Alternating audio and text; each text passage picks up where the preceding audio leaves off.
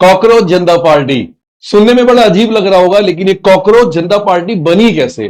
तो मेरे प्यारे दोस्तों, एक बात बड़ी अच्छी लगी मुझे यहां पे कि एक बार एक छोटे से बच्चे ने, एक लड़के ने कॉकरोच शब्द अपने दिल पे ले लिया। यानी भारत के चीफ जस्टिस ऑफ इंडिया ने एक छोटी सी बात कही कि जो ये जेनजीज है ना, ये कॉकरोच की तरह है, साले सटर गटर में सड़ते रहेंगे। बस यही बात दिल पे लग गई इन जेनजीज को, और इन्होंने खड़ी कर दी भारत की एक ऐसी सोशल मीडिया पॉलिटिकल पावर जिसमें आज भारत की सबसे बड़ी करप्टेड पार्टी बीजेपी को पीछे छोड़ के 10 मिलियन फॉलोवर्स वो लोग अपने इंस्टाग्राम पे लेके जा चुके हैं। अब इस बात को लेके जो बीजेपी के जो नेता हैं, जो ये सामने देख रहे होंगे आप लोग, ये भारत आ चुके हैं भाई साहब लंबे टूर के बाद, क्योंकि इनको पता लग चुका है कि जैनजी जाग गया है। अब इनको डर इस बात का कि जैनजियों को दबाया कैसे जाए, लेकिन जिसके दबाने की सोच रहे वो भारत में है ही नहीं।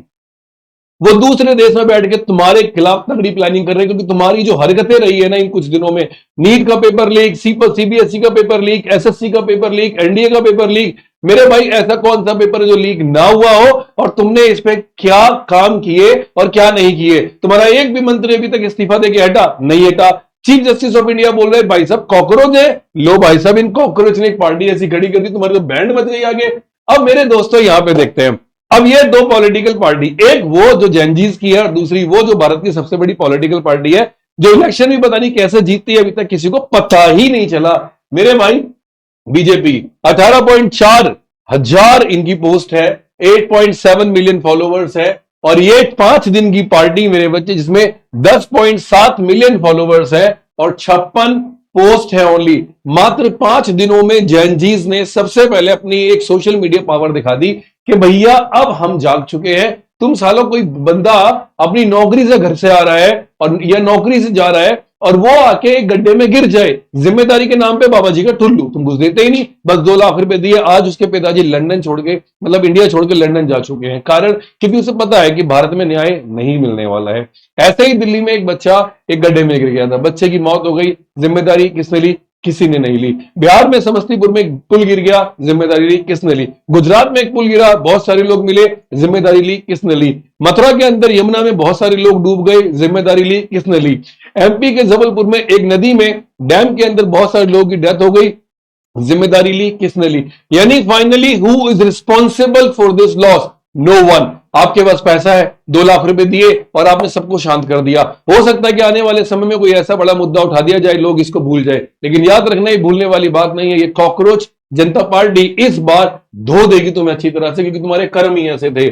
मेरे दोस्तों, ये इमेज देख रहे हो आप, इन 2 इमेजेस में आपको एक सिमिलरिटी नजर आएगी। बस सिमिलरिटी बताता हूं क्या है, कि यहां पर ये 2 इमेजेस हैं, लेकिन एक के अंदर खुशी है और दूसरे के अंदर मेरे बच्चे दुख है। ये नीट के वो बच्चे हैं जिन्होंने 2026 में एग्जाम दिया था और इनका एग्जाम कैंसिल कर दिया गया क्योंकि लीक हो गया था, इनकी सारी मेहनत पर पानी फेंक दिया गया। और एक वो महाशय है जो अपने आप को विश्व गुरु कहते ही नहीं सकते, और एक सिचुएशन में जब भारत में आर्थिक व्यवस्था बिगड़ती जा रही है, महंगाई बढ़ती जा रही है, और ये विश्व गुरु दूसरे देश में 10 दिन के टूर पे गए क्योंकि दिल्ली में गर्मी बहुत ज्यादा थी, और वहां जाके एक पार्ले मेलेडी की इन्होंने ऐड भी कर दी अपनी एक फ्रेंड के साथ। चलो माना ये आपके पर्सनल रिलेशन होंगे या डिप्लोमेटिक रिलेशन होंगे, इसको हम कुछ नहीं कहते, लेकिन मेरे भाई एक बात तो समझो कि एक तरफ देश में आग लगी पड़ी है और दूसरी तरफ आप अपने घूमने में व्यस्त हो चुके हो। आप तो मोदी जी बिल्कुल एक क्या संत थे ना, जो झोला उठा के चलने वाले थे, तो झोला ऐसे उठाया पता नहीं चला। चलो अब इस फैक्ट्स पे बात करते हैं कि ऐसा हुआ क्यों। तो मेरे बच्चे, कहानी क्या हुई कि युवा वर्सेस राजनीति। हमारे देश की राजनीति में आपने देखा होगा ज्यादातर लोग बूढ़े हैं, ना कि कोई युवा है। अच्छा युवा है तो उसका मुंह बंद कर देते हैं, वो भी साले पागल ही मिले। एजुकेशन, हेल्थ, एम्प्लॉयमेंट और करप्शन, कोई बात ही नहीं करता। करप्शन तो यहाँ पे ये मानो कि भाई साहब लोगों ने अपना धंधा बना लिया, साला पैसे दो काम करो, एजुकेशन के नाम पे तुम्हें कुछ मिलने वाला भी नहीं है। अब बात आती है डिग्री है, नौकरी का है, तभी तो तुम्हें कॉकरोच बोला गया था। अबे डिग्रियां हैं तुम्हारे पास, नौकरी नहीं है तो तुम कॉकरोच हो। मेरे बच्चे यूपी देखो, एसएससी एनडीए यूपीएससी की तैयारी में सालों साल लग गए, कुछ नहीं पता चला। प्राइवेट जॉब में, स्किल्ड यूथ में जॉब, प्राइवेट सेक्टर में कुछ है ही नहीं। मेरे बच्चे भर्तियों में देरी, गवर्नमेंट वैकेंसीज अनाउंसेज होती है, फिर महीनों सालों तक प्रोसेस ठप पड़ा रहता है, कोई फर्क नहीं पड़ता, क्योंकि इनकी औलाद तो फॉरेन में पढ़ रही है। तुम सालों गरीब लोग कॉकरोच हो, तुम यहीं बैठ के पढ़ोगे क्योंकि तुम कॉकरोच हो। ये बात ध्यान रखना। अब इस कॉकरोच का गटर साफ करना होगा। मेरे बच्चे एग्जाम से पहले फ्यूचर नहीं पेपर लीक है यार। चलो पेपर लीक नहीं हुआ, ये तो गलती हो गई। अभी सीबीआई ने 4 स्टूडेंट्स को गिरफ्तार कर लिया और बोला इन्होंने पेपर लीक किया है। क्या गारंटी है उन्होंने लीक किया था? उनको बेचारों को फंसा दिया। बड़े मगरमच्छ अभी भी पानी में तैर रहे हैं छोटी मछली को खाने के लिए, क्योंकि तुम कॉकरोच हो। पेपर लीक हुआ, सिस्टम के साथ बड़ा धोखा हो गया यार। ये तो सालों की मेहनत, हजारों रुपए की कोचिंग और परीक्षा से एक रात पहले पेपर ऐसे निकाल लिया भाई साहब, पता नहीं चला। और पेपर निकालने में पता किसका रोल आया? बीजेपी के लीडर का नाम आया था, धर्मेंद्र प्रधान जी। अभी तक आपने इस्तीफा नहीं दिया क्योंकि आप तो एजुकेशन मिनिस्टर हो। काहे की एजुकेशन तुम्हारी? अगर तुम्हारी खुद की बेटी नीट का पेपर देती ना भाई साहब, तुम्हें पता चल जाता है बाप का दर्द क्या होता है, माँ की मेहनत क्या होती है, पैसे कहां से आते हैं। तुम्हारे पास तो हराम का पैसा है, तुम तो खैर लगा सकते हो, कोई बड़ी चीज नहीं है मेरे बच्चों। अब यहाँ पे क्योंकि तुम कॉकरोच है, एजुकेशन अब बिजनेस बन चुका है। पढ़ाई कोचिंग की बढ़ती फीस, कोटा से दिल्ली तक कोचिंग सेंटर ने एजुकेशन को एक महंगे प्रोडक्ट में बदल दिया। प्राइवेट कॉलेज की लूट, सरकारी कॉलेज में पढ़ाई नहीं, यूपी के सरकारी स्कूल सारे बंद, क्योंकि सरकार चाहती नहीं तुम पढ़ो, क्योंकि तुम कॉकरोच हो।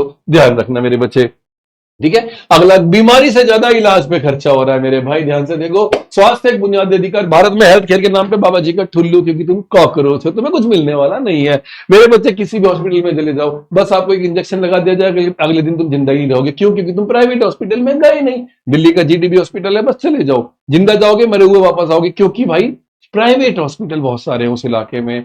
आप देखो ना, मैक्स हो गया, फोर्टिज हो गया, there are so many hospital जो रनिंग में चल रहे हैं। क्यों? क्योंकि पैसे अच्छे लेते हैं। तो दोस्तों, यहाँ पे बीमारी से ज्यादा बुनियादी अधिकार हमारे पास है ही नहीं। स्मॉल टाउन विलेजेस में स्पेशलाइज्ड डॉक्टर की भारी कमी मेरे बच्चे। और एम्स तो तुम भूल जाओ, क्योंकि तुम कॉकरोच हो, लंबी लाइन लगानी पड़ेगी तब जाके तुम्हें इलाज मिलेगा। अच्छा, हेल्थ एक, देखो हमारे भारतीय संविधान में हेल्थ एक बेसिक राइट है, वो हमारे को पता ही नहीं कि हमारा राइट है। हमारे भारतीय संविधान में अनुच्छेद 19 कहता है राइट टू स्पीक, लेकिन हम बोल नहीं पाते, क्योंकि बोलने के बाद हमारा अकाउंट सस्पेंड कर दिया जाएगा। हो सकता है मेरी यूट्यूब की वीडियो में सस्पेंड कर दी जाए और वो ना भी चढ़े, कोई फर्क नहीं पड़ता, क्योंकि तुम सब कॉकरोच हो जैन जी। मेरे बच्चे, भ्रष्टाचार सच में खत्म हुआ भाई? बिल्कुल भी नहीं हुआ। घोटाले और रिश्वत दबा के बीजेपी के शासन में हुआ, लिख के दे रहा हूं। 14 साल में, ये 10 साल में जितनी भी सरकार ने काम किया, मैं कह रहा हूं कुछ भी नहीं किया इनके पास। अपने सालों के पास खुद विजन नहीं है कि देश को आगे लेके कहां जाना है। अगले 10 साल का विजन नहीं है इनके पास। घोटाले, रिश्वत, हर साल नए घोटाले, नई रिश्वत। भर्ती का सवाल, एग्जाम से पेपर लीक, अपॉइंटमेंट में बाइसो रिश्वत, फेवरेटिज्म चल रहा है, और इसे बोलते हैं रेड टेपिज्म और नेपोटिज्म, दोनों चल रही है। भरोसे का टूटना, वो तो खैर टूट चुका है, क्योंकि तुम कॉकरोच हो। मेरे प्यारे दोस्तों, अब यहां पर आते हैं, आग लगी, सैलरी कम, खर्च ज्यादा, पेट्रोल में भाई साहब 4 रुपए बढ़ा दिए किस्तों के अंदर। Already LOP, leader of opposition, ने कहा था किस्तों में पैसे बढ़ेंगे, बंगाल चुनाव होने तो हो गए, अब तुम्हारे लिंक भी नहीं कर देंगे मेरे बच्चे। पेट्रोल, रसोई गैस, किराया, सब्जी, हर चीज के दाम बढ़े, लेकिन सैलरी वही पुरानी की पुरानी। स्टूडेंट्स के लिए हॉस्टल, मेस खर्च बढ़ गया, तेल बढ़ेगा, सब कुछ बढ़ेगा, लेकिन मोदी जी भी शुरू हैं, कोई दिक्कत नहीं होने वाली, क्योंकि आप सब कॉकरोच हो। यहाँ पे मेरे बच्चे, पेट्रोल 2014 में 71 रुपए था, ध्यान से मेरी बात समझना। रसोई गैस 2014 में 410 रुपए का था। किराया 2014 में 5000 रुपए मेरे बच्चे। वेतन दशक में लगभग, पेट्रोल 2014 में 71 रुपए हुआ, 2024 में 105 रुपए। अरे सोचो 2026 में कहां जाएगा? जा ही रहा है। रसोई गैस कहां चली गई? औसत किराया, वेतन कहां गया? सैलरी ना के बराबर मिल रही है, ध्यान से मेरी बात समझना।